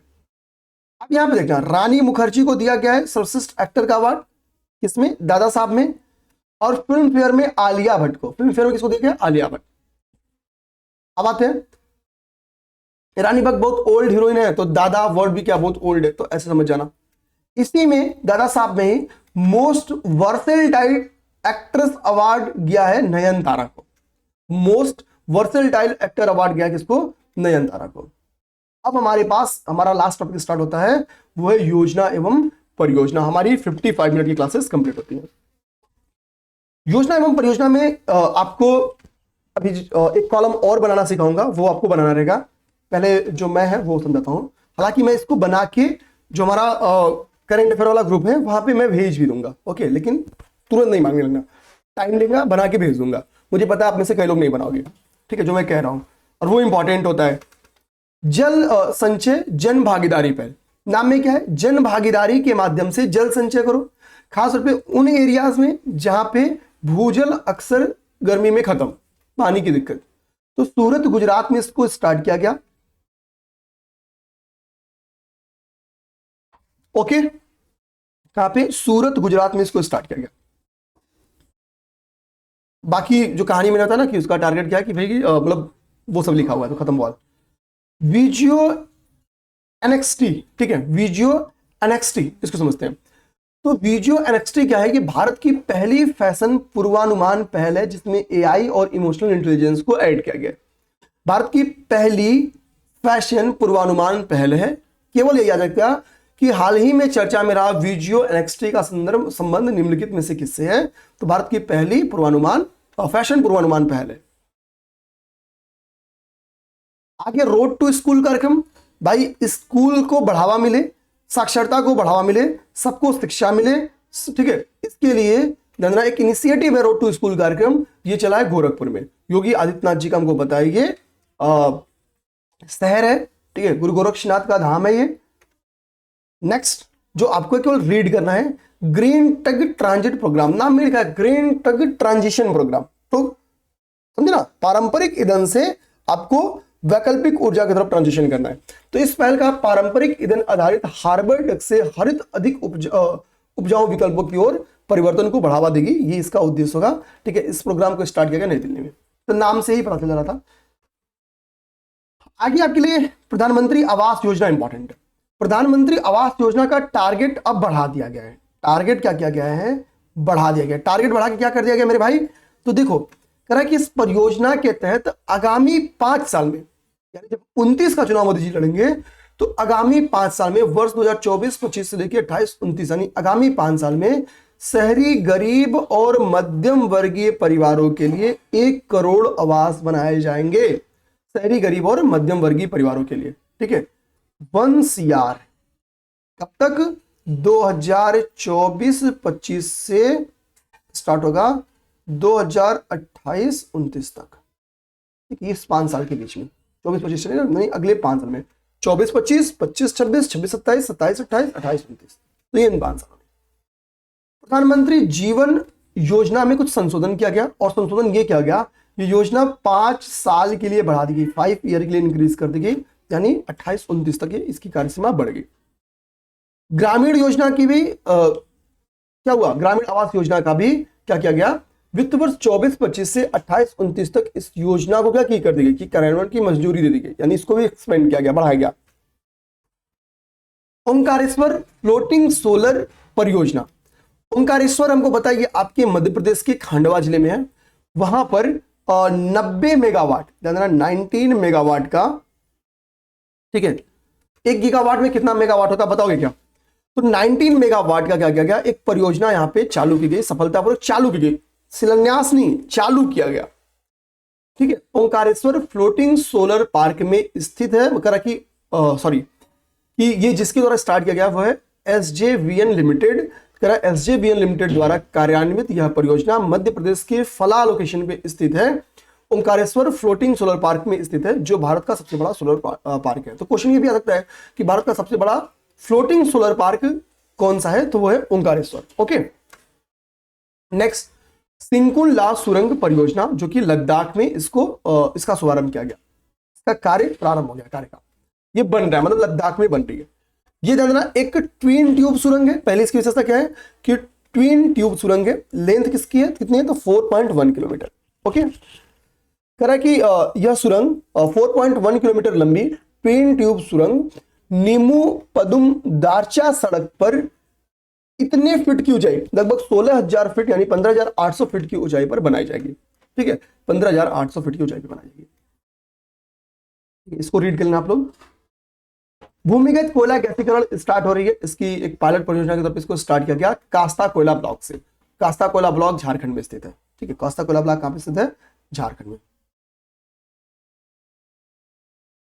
Jharkhand. Okay, next, national forensic infrastructure enhancement scheme. Forensic गतिविधियां बढ़ाए जाने की बहुत जरूरी है, क्योंकि जो टेक्निकलिटीज है वो बढ़ रही है, तो इसके लिए इन्वेस्टमेंट करना पड़ेगा। तो गवर्नमेंट ने क्या किया कि भैया कि हम चलो हजारों करोड़ इन्वेस्टमेंट करते हैं, 22 गुना 44 होता है, लेकिन गवर्नमेंट में 2254.43 करोड़ रुपए इन्वेस्टमेंट की। तो याद कराने का तरीका 22 गुना 44, तो 44 तो है नहीं, 22-44 करोड़ थोड़ी है, 2254 करोड़ रुपए, यानी 10 इंक्रीज की है। तो 2254.43 करोड़ रुपए इसमें इन्वेस्टमेंट है। 5 साल में इसको पूरा करने के लिए एक इस योजना को तैयार किया गया। अपतटीय पवन ऊर्जा परियोजना के लिए व्यवहार्यता अंतर वित्त पोषण योजना, यानी अपतटीय पवन ऊर्जा परियोजना के निर्माण के ऊपर यह योजना है। इसका उद्देश्य है कि भारत में अपतटीय पवन ऊर्जा परियोजना की स्थापना करना, और जैसे ये परियोजना किसी इनिशिएटिव को स्टेब्लिश करेगी, वो भारत की पहली अपतटीय पवन ऊर्जा परियोजना बनेगी। अब कहां पे स्टार्ट किया रही है भाई? हमने टारगेट बनाया तो कोई लोकेशन तो आइडेंटिफाई किया होगा, तो हमने लोकेशन आइडेंटिफाई किया है। 1 गीगावाट की ये परियोजना है। इसकी कैपेसिटी कितनी है? 1 गीगावाट है। गुजरात और तमिलनाडु में प्रत्येक के तट पर 500 मेगावाट की 2 परियोजना स्टेब्लिश की जाएंगी। तो ये हो गया आपका आंसर। जनता भवन सौर परियोजना, सचिवालय क्या है? ये जनता भवन है, जनता से संबंधित फैसले यहां लिए जाते हैं। और अब असम का सचिवालय देश का पहला सचिवालय बन गया जो टोटली सोलर एनर्जी से संचालित है। यहां की दैनिक गतिविधियों में टोटली सोलर एनर्जी का प्रयोग किया जाएगा। अरुण 3 जल विद्युत परियोजना 900 मेगावाट की परियोजना है। अब ये अपना मतलब इसका काम चल रहा है बहुत तेजी से, ठीक है। अब देखो करना क्या है। अब अपनी परियोजना आना स्टार्ट हुआ ना, तो एक ऐसे चार्ट बनाओ। यहां पे परियोजना का नाम हो गया, नाम यहां पे परियोजना नाम, यहां पे लिखना कैपेसिटी, यहां पे लिखना स्टेट। यही काम ना करना है, बस आपको कुछ नहीं करना है, एक चार्ट बना के तैयार कर जाओ, ठीक है। अब देखो, ठीक है, कह रहा कि इसकी 11.8 किलोमीटर यानी लगभग 12 किलोमीटर लंबी हेडरेस टनल के लिए अभी उत्खनन पूरा हो चुका है। इस विस्फोट किया गया अंतिम उत्खनन के लिए, ठीक है। तो इसके लिए न्यूज है आपके लिए इंपॉर्टेंट बस ये है, अरुण जल विद्युत परियोजना 900 मेगावाट की है, ठीक है। अरुण जल विद्युत परियोजना है कहां पे? तो नेपाल। भारत की पहली बहुउद्देशीय हरित हाइड्रोजन पायलट परियोजना, ठीक है। यानी ये हरित हाइड्रोजन परियोजना है भारत की पहली बहुउद्देशीय, ठीक है। तो कहां पे खोला जा रहा है? झाकड़ी मध्य प्रदेश स्थान में। स्कूल को कैपेसिटी कितनी है? तो 15 मेगावाट, ठीक है। इसको हम लोग कहते हैं Nathpa Jhakri hydro power station, ठीक है। कहां पे है? तो हिमाचल प्रदेश में, लिख दो। इसी तरह से बरेठी सौर परियोजना का अभी उद्घाटन किया गया। पावर कैपेसिटी कितनी है? 630, ठीक है। कहां पे? एमपी में। किसने किया? तो एनटीपीसी ने किया, ठीक है। अभी इन पाइपलाइंस, ये देखो यहां पे मैंने पाइपलाइन है, तो अभी इंडियन ऑयल की, ये किसकी है परियोजना? तो इंडियन ऑयल की पाइपलाइन परियोजना है। किसके बीच में? पारादीप टू हैदराबाद, ठीक है। अब हमको पता है पारादीप कहां पे? तो पारादीप तो उड़ीसा है। पारादीप कहां? उड़ीसा। और हैदराबाद कहां गया? तेलंगाना। अब भाई हैदराबाद तेलंगाना और आंध्रा की राजधानी नहीं रही, आंध्रा ने अपनी दूसरी राजधानी बना लिया, ओके। तो आपको क्या लगेगा कि ये उड़ीसा टू तेलंगाना है, बट ये राइट आंसर नहीं है, ये आंध्रा को भी ऐड करती है। और सबसे बड़ी बात है, इसकी जो लेंथ है वो है 12 किलोमीटर, 1212 किलोमीटर, और सबसे ज्यादा जो लेंथ है वो आंध्रा में ही है, ठीक है, जो आंध्रा में ही है। तो ये 3 स्टेट से होके कवर करती है, 3 स्टेट को कवर करती है, आंध्रा, उड़ीसा, तेलंगाना। ये ऑर्डर है, ये ऑर्डर है आपका लेंथ के हिसाब से। तेलंगाना में सुपर थर्मल पावर परियोजना की स्थापना की जा रही है। कितनी इसकी पावर है? 800 मेगावाट। इसी समय मोदी जी कई और जगहों पे जाके उद्घाटन किए हैं, जैसे 660 मेगावाट का एक परियोजना का उद्घाटन किए झारखंड में, झारखंड में 660 मेगावाट की परियोजना। ये इंपॉर्टेंट परियोजना है, ये यूपीपीसीएस में आ भी सकता है। उत्तरी कर्णपुरा सुपर थर्मल पावर परियोजना, उत्तरी कर्णपुरा कर्णपुरा लोकेशन होगा झारखंड में, सुपर थर्मल पावर परियोजना 660 की है। इस परियोजना की विशेषता क्या है कि कह रहा है कि जो यह देश की पहली सुपर क्रिटिकल थर्मल पावर परियोजना है, यह देश की। तो क्वेश्चन आ सकता है हाल ही में मोदी जी के द्वारा देश की पहली सुपर क्रिटिकल थर्मल पावर परियोजना की उद्घाटन कहां किया गया, कितनी कैपेसिटी है? इसी समय मोदी जी यूपी भी आते, जहां पे सोनभद्र में इन्होंने सिंगरौली थर्मल पावर प्रोजेक्ट की स्थापना किया, इसकी आधारशिला रखी, इसके तीसरे चरण की, थर्ड फेज की इसकी आधारशिला की, इसकी कैपेसिटी लिखी हुई है। ठीक है, कैपेसिटी यहां पे है, ये आप लोग रीड कर लो, कोई दिक्कत की बात नहीं है। और ये आज आज का हमारा लास्ट पेज है। इसी तरीके लाला सुपर थर्मल पावर, तो वही बात है, कहां पे? स्टेट, तो स्टेट हो गया आपका छत्तीसगढ़, कैपेसिटी यहां पे लिखी गई है, उसी चार्ट में ऐड करना और तैयार कर लेना है। ठीक है, याद क्या था, तैयार करो। राष्ट्रीय उद्यमिता विकास परियोजना, राष्ट्रीय उद्यमिता विकास परियोजना की आधारशिला कहां रखी गई? उड़ीसा में, ये आपके लिए इंपॉर्टेंट है। ठीक है, ये कुल 9 शहरों से आके हो जाएगी, तो केवल इतना याद रखना है, राष्ट्रीय उद्यमिता विकास परियोजना की आधारशिला कहां पे रखी गई, और ये धर्मेंद्र प्रधान जी के द्वारा रखी गई है। ठीक है, नोखरा सौर परियोजना, आप हेडिंग डालोगे उसी जो चार्ट आपको बताया वहां पे, क्या लिखोगे? पहली बार नोखरा सौर परियोजना कहां पे है? तो राजस्थान में है। ठीक है, पावर कितनी है? 300। बनाने वाला कौन है? एनटीपीसी, तो वहीं पे एक निर्माणकर्ता का कॉलम बना देना, एनटीपीसी। ठीक है, मां कामाख्या, ये आपके लिए इंपॉर्टेंट है। मां कामाख्या दिव्य लोकन परियोजना, जैसे हमने वाराणसी डेवलप किया, हमने अयोध्या डेवलप किया, तो मां कामाख्या देवी लोक परियोजना को भी, ठीक है, हम लोग डेवलप कर रहे हैं ताकि टूरिज्म को बढ़ावा मिले। तो ये लोकेशन पूछ सकता है, असम।